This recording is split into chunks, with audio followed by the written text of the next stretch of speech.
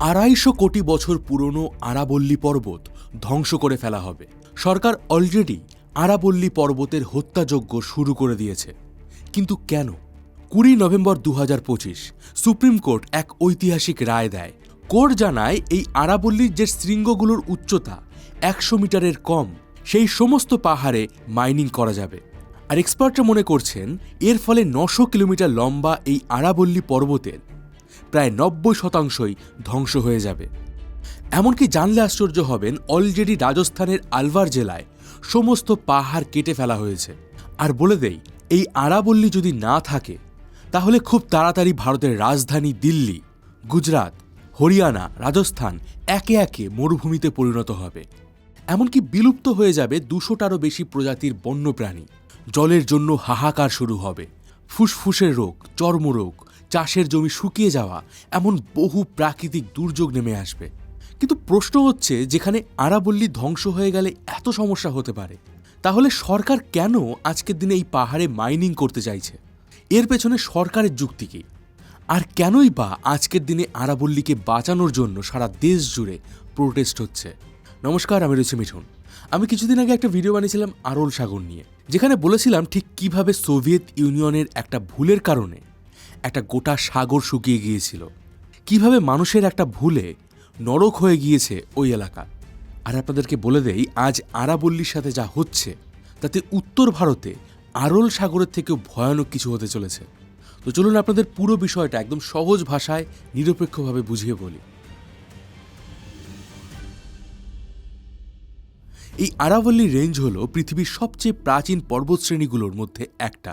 যেখানে হিমালয় পর্বতমালার বয়স 5 থেকে 6 কোটি বছর, সেখানে আরাবল্লীর বয়স প্রায় 250 থেকে 320 কোটি বছর। আরাবল্লী একটা সময় ভীষণই উঁচু একটা পর্বত ছিল এবং মনে করা হয় এর আকার হয়তো হিমালয়ের মতোই ছিল। কিন্তু দীর্ঘ সময় ধরে বৃষ্টি, বাতাস, নদী, তাপমাত্রার পরিবর্তন, এই সব কিছু পাহাড়টাকে ধীরে ধীরে ক্ষয় করে। ফলে আজ আরাবল্লী নিচু, ভাঙাচোরা, মসৃণ পাহাড়ে পরিণত হয়েছে। তবে এই আরাবল্লী কিন্তু হাজার হাজার বছর ধরে ভারতের সংস্কৃতির একটা অভিন্ন অংশ হয়ে উঠেছে। আরাবল্লীর ধারেই গড়ে উঠেছিল সিন্ধু সভ্যতা। এমনকি হিন্দু ধর্মের বহু কাহিনীতেও এই আরাবল্লীর উল্লেখ রয়েছে। এই তো গেল আরাবল্লীর একটা বেসিক ইতিহাস। কিন্তু উত্তর ভারতকে বাঁচিয়ে রাখতে আরাবল্লীর গুরুত্ব অপরিসীম। আজকের দিনে আরাবল্লী নিয়ে কি কন্ট্রোভার্সি হচ্ছে সেটা বুঝতে গেলে আমাদেরকে আরাবল্লীর প্রাকৃতিক গুরুত্ব বুঝতে হবে। ভারতের সবথেকে বড় মরুভূমি থর, আর প্রায় 900 কিলোমিটার লম্বা আরাবল্লী রেঞ্জ এই থর মরুভূমির সামনে বাধা হয়ে দাঁড়িয়ে আছে। পশ্চিম দিকে থাকা থর মরুভূমি থেকে গরম শুষ্ক বায়ু পূর্ব দিকে এগোতে চায়, কিন্তু আরাবল্লী সেই বায়ুকে আটকে দেয়। ফলে মরুভূমির প্রভাব দিল্লি, হরিয়ানা, পূর্ব রাজস্থানে ছড়িয়ে পড়তে পারে না। তাই আরাবল্লী না থাকলে থর মরুভূমি পূর্ব দিকে সরে আসবে, যেটা আজ সেমি অ্যারিড সেটাই পুরোপুরি ডেজার্টে কনভার্ট হয়ে যাবে। বলতে পারেন, আজকের দিনে যদি আরাবল্লী না থাকে তাহলে থর মরুভূমির বিস্তার আটকানোর জন্য কেউ থাকবে না। আর আরাবল্লী যে শুধুমাত্র মরুভূমির বিস্তারকে আটকাচ্ছে তা কিন্তু নয়, আবহাওয়ার উপরেও আরাবল্লীর একটা ভীষণ পরিমাণে ইম্প্যাক্ট রয়েছে। আরাবল্লী মৌসুমি বায়ু ধরে রাখতে সাহায্য করে। আরাবল্লীর বন ও পাহাড় বাতাসের গতি কমিয়ে দেয়, মেঘকে বেশি সময় আটকে রাখে।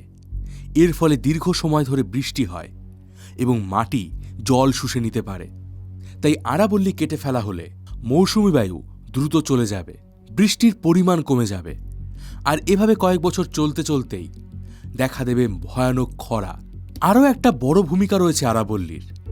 থর মরুভূমি থেকে যে সূক্ষ্ম বালি এবং ধুলো উড়ে আসে, যেগুলো PM10 এবং PM2.5 পার্টিকেলের মধ্যে পড়ে, সেই ধুলো এবং বালিকে আরাবল্লীর পাহাড়, বন ঢালের মতো আটকে দেয় এবং বাতাস থেকে এই ধুলোকে ফিল্টার করে, যার ফলে দিল্লিতে আজও বাতাস শ্বাসযোগ্য রয়েছে।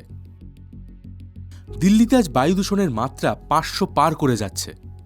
কিন্তু এই আরাবল্লী না থাকলে এর পরিণাম আরও ভয়াবহ হবে। ফুসফুসের রোগ দেখা দেবে, শরীরে বাসা বাঁধবে ক্যান্সারের মতো মারণ বিষ। আরাবল্লী যেমন মৌসুমি বায়ুকে ধরে রাখতে সাহায্য করে, তেমনি এই পর্বতশ্রেণী ভূগর্ভস্থ জল সঞ্চয় করতেও সাহায্য করে। আরাবল্লীর পাথরের ধরন কোয়ার্টজাইট টাইপের। এই পাথরগুলো ফাটলযুক্ত হয় এবং বৃষ্টি হলে জল পাহাড়ে আটকে থাকে এবং সেই ফাটল ধরে জল ধীরে ধীরে নিচের দিকে নামে এবং ভূগর্ভস্থ জলের স্তর রিফিল হয়। আরাবল্লী না থাকলেই বৃষ্টির জল সরাসরি বয়ে যাবে।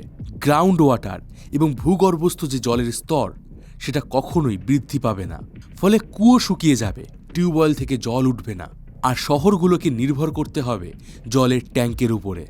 বলতে পারেন আজকের দিল্লি, রাজস্থান, হরিয়ানা যে জল পাচ্ছে তার প্রধান কারণ হচ্ছে এই আরাবল্লী পর্বতশ্রেণী। আশা করি এটুকু শুনে আপনারা বুঝতে পারছেন যে আরাবল্লী ঠিক কতটা গুরুত্বপূর্ণ। কিন্তু প্রশ্ন হচ্ছে, তাহলে সরকার কেন আজকের এই পর্বতে মাইনিং করতে দিচ্ছে? দেখুন, ইতিহাস বলছে আজ নয়, বরং আজ থেকে প্রায় 4000 খ্রিস্টপূর্ব থেকে আরাবল্লীতে মাইনিংয়ের কাজ চলছে। সে সময় মূলত এখানকার খনি থেকে তামা উত্তোলন করা হতো। তবে সেই মাইনিংয়ের স্কেল কিন্তু খুবই ছোট ছিল। কিন্তু রিসেন্ট সময় মানে 1980 থেকে 90-এর দশকে মাইনিং মাফিয়াদের নজর পড়ে আরাবল্লীর দিকে। এই আরাবল্লীতে তারা গ্রানাইট, মার্বেল পাথর এবং বালির জন্য বেআইনিভাবে একের পর এক পাহাড় কাটতে শুরু করে। 90-এর দশকে অনেক পরিবেশবিদ, ফরেস্ট ডিপার্টমেন্টের অফিসাররা সুপ্রিম কোর্টে পিটিশন জমা দিয়েছিল এই বেআইনি মাইনিং বন্ধ করার জন্য। আর সেই 2002 থেকে আজ 2025 সুপ্রিম কোর্ট বহুবার এখানে মাইনিং আটকানোর চেষ্টা করেছে, কিন্তু কোনো না কোনোভাবে ঘুষ খাইয়ে পলিটিক্যাল পার্টির হাত ধরে বেআইনিভাবে এখানে মাইনিং চলেই গেছে। বলতে পারেন বেআইনি মাইনিং আটকাতে প্রশাসন ব্যর্থ হয়েছে। শেষে সুপ্রিম কোর্ট বাধ্য হয়ে এই সিদ্ধান্ত নেয় যে মাইনিং হবে, কারণ সুপ্রিম কোর্ট ভেবেছিল কিছু পরিমাণ মাইনিং করতে দিলে বেআইনি মাইনিংয়ের পরিমাণ কমে যাবে। আর সুপ্রিম কোর্ট যখন থেকেই অল্প অল্প পরিমাণে মাইনিং করতে দিচ্ছিল, তখন অন্য আরেকটি সমস্যা দেখা দেয়। আপনাদেরকে অলরেডি বলেছি যে এই আরাবল্লীর বিস্তার গুজরাট, রাজস্থান, হরিয়ানা এবং দিল্লি পর্যন্ত রয়েছে। আর এই 4টে রাজ্যে সরকারি মাইনিং চালিয়ে যাওয়ার জন্য নিজেদের মতো করে আরাবল্লীর ডেফিনেশন বানাতে শুরু করে। মানে এই রাজ্যগুলো নিজেরাই নিজেদের মতো করে নিয়ম বানাতে থাকে যে এই অংশটা আরাবল্লীর পার্ট আর এই অংশটা আরাবল্লীর পার্ট নয়। এবং এতে করে দেখা যায় যে মাইনিং কোম্পানিগুলো কারাপশন করে এক প্রকার গোটা আরাবল্লীকেই ধ্বংস করতে নেমে পড়েছে। তখন সুপ্রিম কোর্ট কেন্দ্রের কাছে জানতে চায় যে আরাবল্লীর ডেফিনেশন কি, মানে কোন অংশটা আরাবল্লীর অংশ আর কোনটা আরাবল্লীর অংশ নয়, সেটা সরকারকে ঠিক করে দিতে হবে। আর এরপর ভারতের এনভায়রনমেন্টাল মিনিস্ট্রি আরাবল্লীর ডেফিনেশন নিয়ে একটা রিপোর্ট জমা দেয়। আর সেই রিপোর্ট নিয়েই আজকের দিনে এত কন্ট্রোভার্সি হচ্ছে। এখানটা একটুখানি ভালো করে শুনবেন। সরকার বলছে আরাবল্লী তো বিশাল বড়, কিন্তু এখানে যে শৃঙ্গগুলোর উচ্চতা 100 মিটারের কম, সেগুলোকে পাহাড়ের অংশ ধরা হবে না। এবং যদি একটি পাহাড়ের 500 মিটারের ভিতরে অন্য কোনো পাহাড় না থাকে, তাহলে সেটাকেও আরাবল্লীর অংশ মনে করা হবে না, আর সেই অংশে মাইনিং করা যাবে। সরকারের দাবি এতে আরাবল্লীর প্রায় 90% পাহাড় সুরক্ষিত থাকবে, কিন্তু বাস্তবে দেখা যাচ্ছে এই নতুন নিয়মের ফলে আরাবল্লীর প্রায় 90%ই ধ্বংস হয়ে যাবে। আগেই আপনাদেরকে বলেছি যে আরাবল্লী একটা ক্ষয়জাত পর্বতমালা, আর গোটা আরাবল্লী জুড়ে 12,081টি শৃঙ্গ রয়েছে, যার মধ্যে মাত্র 1,048টি শৃঙ্গই 100 মিটারের বেশি উঁচু। অর্থাৎ এই নতুন নিয়ম অনুযায়ী প্রায় 12,000 শৃঙ্গের মধ্যে মাত্র 1,100টি শৃঙ্গ বেঁচে থাকবে মাইনিংয়ের হাত থেকে। সুপ্রিম কোর্ট অলরেডি এই প্রস্তাবের রায় দিয়ে দিয়েছে এবং খুব তাড়াতাড়ি মাইনিং শুরুও হয়ে যাবে। এবার একবার ভাবুন, যদি কোনো পাহাড়ের উচ্চতা 100 মিটারের বদলে 98 মিটার হয় বা 99 মিটার হয়, তাহলেই সেটাকে কেটে ফেলা হবে। আর এখানে আরও একটা অদ্ভুত নিয়ম যুক্ত করা হয়েছে। পাহাড়ের উচ্চতা মাপার সময় তার আশেপাশের এলাকা থেকে তার উচ্চতা মাপা হবে, কিন্তু ইন্ডিয়ান স্ট্যান্ডার্ড অনুযায়ী বা সারা বিশ্ব জুড়ে একটা অন্য নিয়ম চলে, MSL। সেটা হলো পৃথিবীর কোনো কিছুর উচ্চতা মাপতে হলে সমুদ্রতল থেকে মাপা হয়, কারণ মনে করা হয় পৃথিবীর সমস্ত জায়গার জলস্তর প্রায় সমান। কিন্তু সেখানে আরাবল্লীর উচ্চতা মাপার ব্যাপারে বলা হচ্ছে আশেপাশের এলাকা থেকে উচ্চতা মাপা হবে। এবার ধরুন কোনো একটা পাহাড়ের উচ্চতা যদি অ্যাকচুয়ালি সমুদ্রের স্তর থেকে 100 মিটার হয় এবং উচ্চতা মাপার সময় একটুখানি উঁচু স্থান থেকে সেই উচ্চতা মাপা হয়, বা ধরুন কোনো জায়গায় মাটি ফেলে সেই জায়গা উঁচু করে তারপর সেখান থেকে মাপা হয়, তাহলে ইজিলি কিন্তু সেই পাহাড়টার উচ্চতা 100 মিটারের কম দেখানো যাবে, সেটাকে 99 বা 98 মিটার করা যাবে। অর্থাৎ বলতে পারেন এই আইনে এমন বড় একটা ফাঁক রয়েছে যাতে গোটা আরাবল্লী মাইনিং কোম্পানিগুলোর হাতে চলে যাবে। তবে এই বিষয়ে যখন খুব বেশি প্রোটেস্ট শুরু হয় তখন ভারতের এনভায়রনমেন্ট মিনিস্টার ভূপেন্দ্র যাদব বলেন, মিডিয়ায় যে স্পেকুলেশন করা হচ্ছে এটা ঠিক নয়। সরকার একটা পাহাড়ের উচ্চতা নির্ধারণ করার সময় একটা পাহাড়ের চারিদিকে যে পরিখা থাকে, মানে যেটা সর্বনিম্ন স্থান থাকে, সেখান থেকেই তার উচ্চতা মাপা হবে। তারা পাহাড়ের ধারে কোনো উঁচু স্থান থেকে উচ্চতা মাপবে না। কিন্তু প্রশ্ন হচ্ছে, এটা কি আদৌ কোনো স্ট্যান্ডার্ড পদ্ধতি? আর দ্বিতীয় কথাটা হচ্ছে যে প্রত্যেকটা পাহাড়ের ধারেই যে পরীক্ষা থাকবে তাও তো নয়। এবার সরকার এই মাইনিংয়ের পক্ষে আরও বেশ কিছু যুক্তি দিয়েছে। যেমন এই মাইনিংয়ের সাথে লক্ষ লক্ষ শ্রমিকের জীবন জড়িয়ে রয়েছে, তাদের ব্যবসা রয়েছে। আর ভারতে যেভাবে দ্রুত গতিতে রিয়েল এস্টেট মার্কেট গ্রো হচ্ছে, সেখানে গ্রানাইট, মার্বেল, বালি এসবের চাহিদা অপরিহার্য। আর সেই চাহিদা পূরণ করতে গেলে মাইনিং করতেই হবে।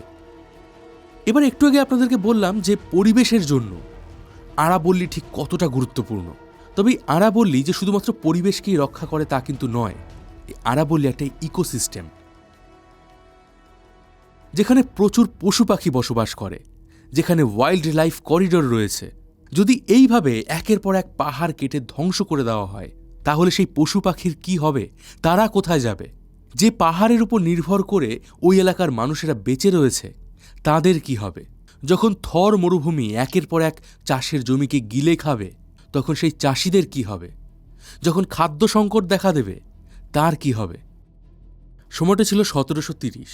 রাজস্থানের অমৃতা দেবী বিষ্ণোই একটা গাছ বাঁচানোর জন্য নিজের জীবন দিয়েছিলেন। আর সেদিন তিনি একা নন, আরও 363 জন নিজেদের জীবন দিয়েছিলেন পরিবেশ রক্ষা করতে।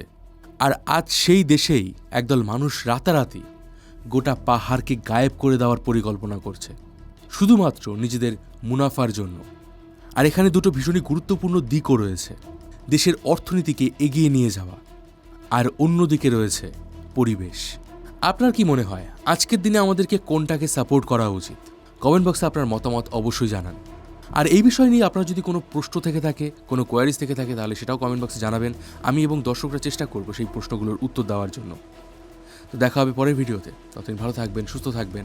আর আমি ছিলাম মিঠুন আপনার সাথে।